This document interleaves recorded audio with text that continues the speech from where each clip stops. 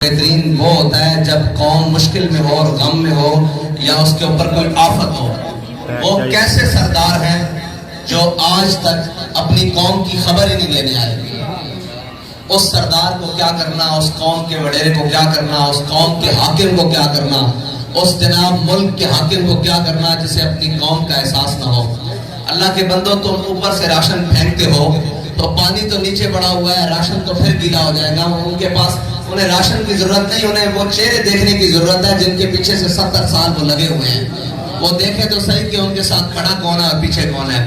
हम ये कोई बड़ाई बयान करने के लिए या ये सारी चीजें करने के लिए नहीं आए, हम सिर्फ इतना बताने के लिए आए हैं कि कौम को सीधी और सही रास्ता ये है कि जब भी हुजूर के गुलामों को चुनोगे वो आपके दरवाजे पर खड़े होंगे आपकी हर मुश्किल और अच्छे वक्त में। और जब आप उन लोगों का इंतखाब करोगे जिन्होंने आपको